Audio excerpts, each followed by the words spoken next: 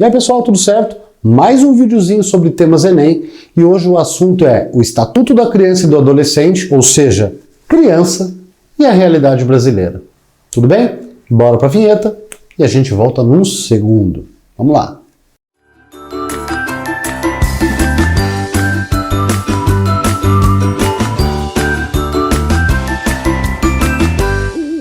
Meus queridos, minhas queridas, antes de mais nada, se você não é inscrito no canal, botãozinho direito aqui, vai lá, clica ali, não custa nada. Se curtiu, dê um gostei. Se não curtiu, me fale o porquê. Claro que aí você não precisa dar like no vídeo, para que a gente possa melhorar cada vez mais. Tudo certo? Vamos começar com um dado importante. Como é a legislação brasileira com relação ao trabalho infantil? Menor de 16 anos não trabalha e acabou, ok? Ah, mas eu tenho um primo que tem 15 anos e faz um estágio em determinada fábrica. Você tem os aprendizes profissionais. Foi o que eu fiz quando tinha 14 anos de idade, através do Senai, na General Motors. Isso ainda é válido, mas é diferente. Ele tem os direitos trabalhistas preservados e ele tem uma carga horária reduzida, com uma série de cuidados, ele está aprendendo uma profissão. Ok, isso é válido. Em todos os outros cenários, menores de 16 anos não trabalha. E os números no Brasil? Tá aqui. 2,4 milhões de crianças trabalham no Brasil.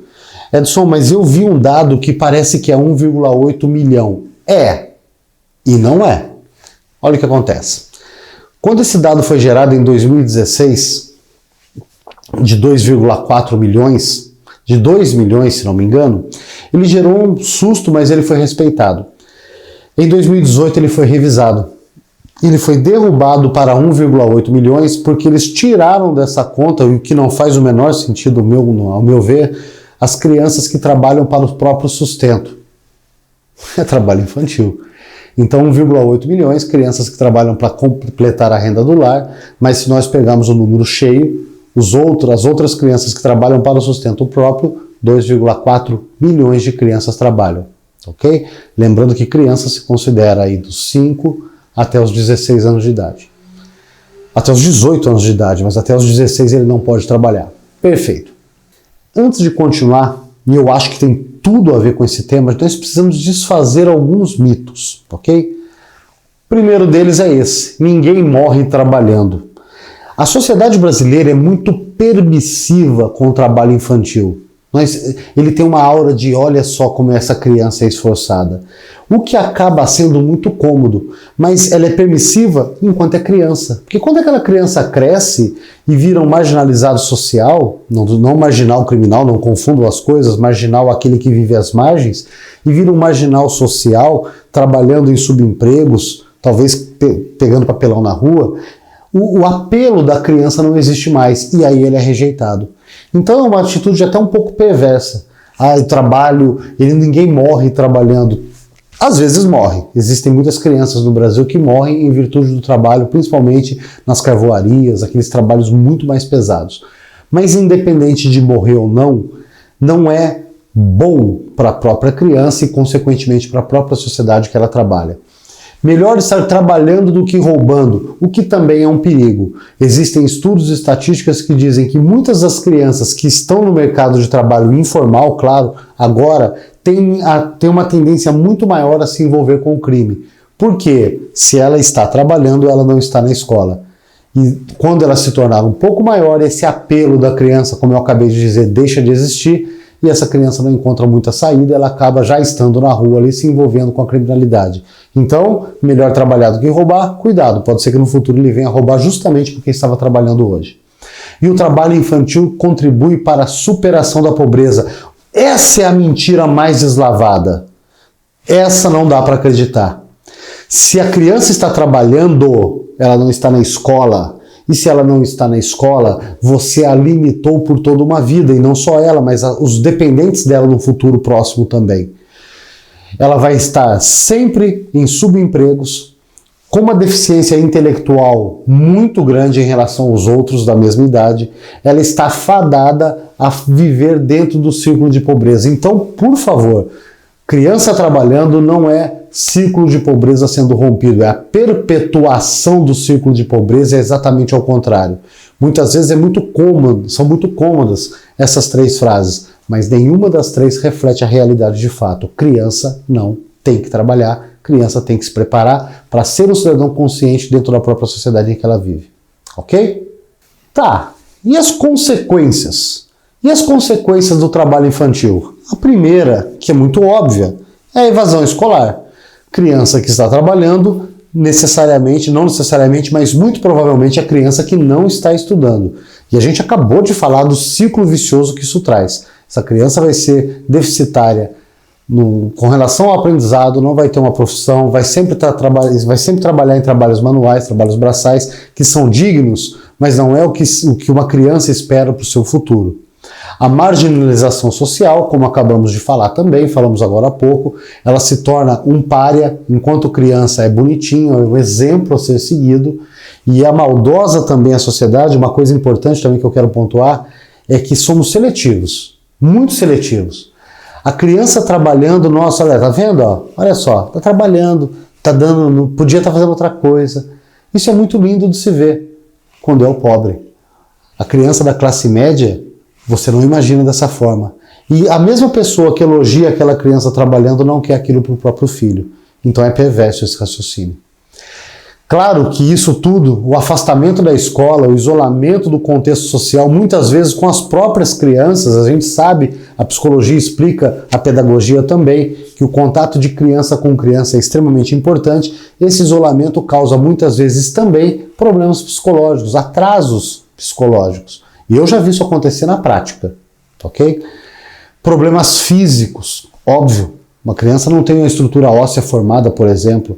Então, a fadiga em excesso, os problemas respiratórios, os problemas de coluna, os problemas de estrutura óssea, inevitavelmente vêm com o tempo. Ok, Edson, tudo bem. E como é que a gente resolve isso, então? Eu já assumi uma política de um bom tempo para cá de não dar a redação pronta. Eu quero que vocês pensem. Então, vamos levantar algumas possibilidades. O nosso país, de uma forma geral, precisa focar nas ações de educação.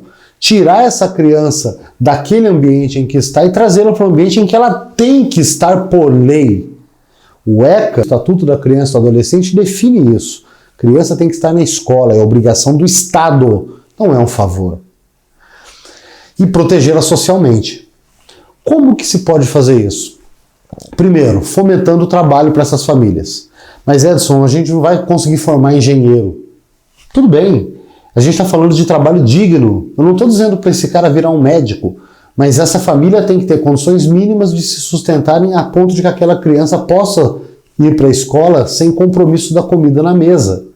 Mas aí você está falando de novo do Bolsa Família, por exemplo? Claro que eu estou. É função do Estado assegurar o bem do seu povo. É função do Estado chancelar as crianças. O Estatuto da Criança e do Adolescente define que a criança tem prioridade. Isso quer dizer que ela passa na frente. Literalmente é isso que ela quer dizer. Inclusive em atendimentos médicos. Olha só. Então a criança precisa ser chancelada pelo Estado caso os pais não tenham condições de, estando sob sua tutela, chancelarem todo o desenvolvimento que essa criança precisa ter. E se para isso for preciso um auxílio governamental, um Bolsa Família, para que isso aconteça, que seja. Mas, Edson, Bolsa Família já existe. Sim, hoje ele atende 820 mil famílias. Ele estagnou no tempo faz 5 anos. Então ele precisa retomar. Tudo bem? Ele precisa retomar. Claro que eu sei que existe a contra-argumentação de dizendo que muitas pessoas fazem mau uso do Bolsa Família, recebem sem precisar. Tudo certo, eu entendo, é uma pena. Mas isso não pode fazer com que pessoas que realmente precisem não recebam. Então, num outro texto, numa outra circunstância, a gente pode tratar disso novamente. Vamos buscar, então, esses infratores, vamos puni-los exemplarmente. Mas uma coisa não invalida a outra. Certo? E uma outra coisa interessante também para se trabalhar nesse tema, além do governo, através de todos os seus aparelhos, chancelarem essas crianças e botarem embaixo da asa, são as empresas privadas apadrinharem crianças. De novo, aí a gente está falando de uma parceria público-privada. Claro que tem que haver uma contrapartida do lado de cá para que as empresas também se movimentem para isso. Mas o incentivo fiscal, abatimento de imposto de renda, é algo muito possível que já acontece, inclusive, em outros cenários. Eu vou dar para vocês um exemplo muito pessoal da escola do meu filho. Meu filho estuda num colégio aqui em São José dos Campos, particular, e eles têm um programa chamado Clube dos Sonhos. Então são empresários, não só da cidade, mas do Brasil inteiro, que apadrinham crianças. Claro que são crianças que passam ali, são muitas crianças, infelizmente o funil é pequeno, porque não são tantas empresas assim, e a escola tem um limite para comportar essas crianças, mas eles passam por uma entrevista, passam por uma dinâmica, e as crianças selecionadas vão estudar nesse colégio. Inclusive, nessa época de pandemia que nós estamos vivendo, o colégio cedeu computadores e instalou cabeamento de internet para essas crianças carentes que não tinham, para que elas pudessem ter o mesmo acesso dos outros alunos. Como isso é possível? Através de parceria público-privada. As empresas abatem os seus impostos, consequentemente investem em outras crianças. É uma saída mais simples do que talvez reestruturar toda uma política em torno do Bolsa Família ou depender apenas do Bolsa Família. Legal se as duas caminhassem juntas. Tudo certo? Para quem vai fazer a minha redação, eu recomendo muito, muito, muito que vocês leiam pelo menos um resumo do que é o Estatuto da Criança e do Adolescente, para que você tenha uma noção muito clara do ideal, que é o Estatuto, e do real, que é o que infelizmente prevalece. Para que você consiga fazer o contraste entre as duas e para que a sua argumentação seja 200 pontos aí, sem dúvida. Tudo certo? Fiquem com Deus, se cuidem e logo logo a gente tem outro vídeo aqui, porque o tempo não para, a gente segue. Grande abraço!